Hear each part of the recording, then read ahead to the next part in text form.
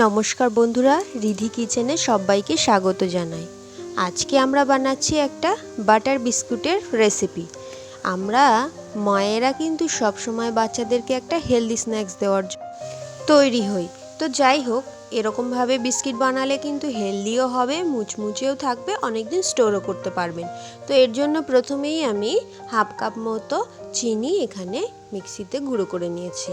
চিনিটাকে গুঁড়ো করে নেওয়ার পর সব চিনিগুলোকে আমি এই বাটির মধ্যে দিয়ে নিচ্ছি।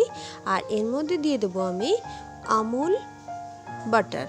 এখানে আমি আমুল বাটারটা ইউজ করেছি, আপনারা আপনাদের পছন্দ মতো করে নেবেন।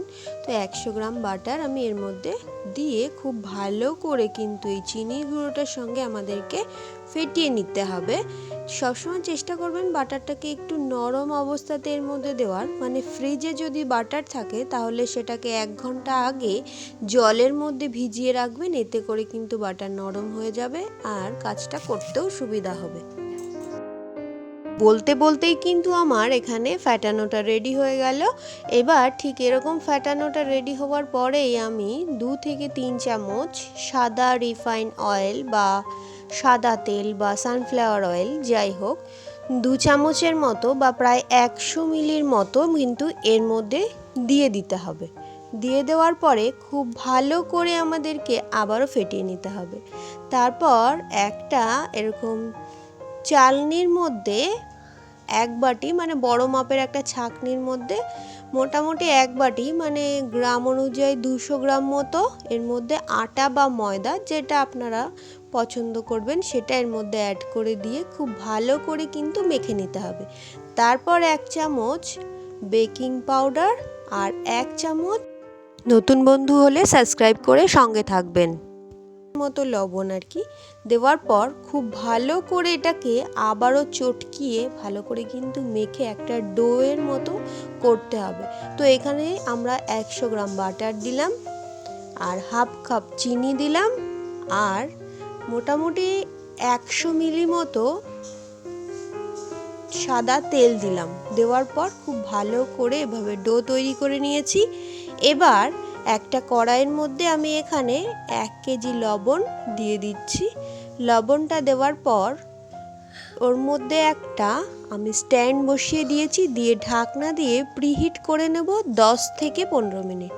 তারপর এরকম একটা থালার উপরে সাদা তেল মাখিয়ে একটা কাগজের মধ্যে দিয়ে দিচ্ছি। বাড়ির যে কোনো কাগজ দিলেই হবে, যদি বাটার পেপার থাকে তাহলে তো খুবই ভালো হয়, তবে যদি বাটার পেপার না থাকে তো এভাবে করে তেল মাখিয়ে ওপর থেকে যে কোনো সাদা কাগজের টুকরো এভাবে লাগিয়ে দিলেই কিন্তু আমাদের হয়ে যাবে।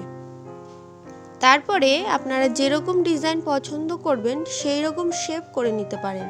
এখানে আমি গোল করে শেপটা করে তারপর কাঁটা চামচ দিয়ে ওপর থেকে একটু সামান্য ডিজাইন করে দেখাচ্ছি। আর একটা কথা, এখানে এই যে ফেটে ফেটে যাচ্ছে এটাতে কোনো অসুবিধা নেই। যখন আমরা এটা বানানো হয়ে যাবে, রেডি হয়ে যাবে, তখন কিন্তু আর এরকম ফাটা ফাটা থাকবে না, এগুলো সব ঠিক হয়ে যাবে। তো এরকমভাবে সব বিস্কুটগুলো কিন্তু আমরা এখানে রেডি করে নিচ্ছি। আপনারা চাইলে স্কোয়ার শেপেও করে নিতে পারেন বা ট্রায়াঙ্গেল শেপেও করে নিতে পারেন। এখানে দেখুন আমার বিস্কুট সব রেডি।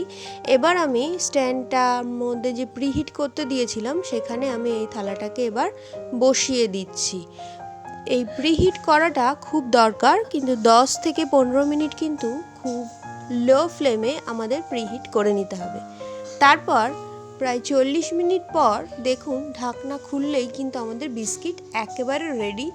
পেছনটাও খুব একটা, বিস্কুটের তলাটাও কিন্তু খুব একটা লেগে যায়নি বা কোনো পুড়ে যায়নি। তো এভাবে করে কিন্তু বিস্কিট বানিয়ে বাচ্চাদেরকে স্টোর করে রেখে খাওয়াতে পারেন, খুব ভালো একটা স্ন্যাক্সের কাজ করবে।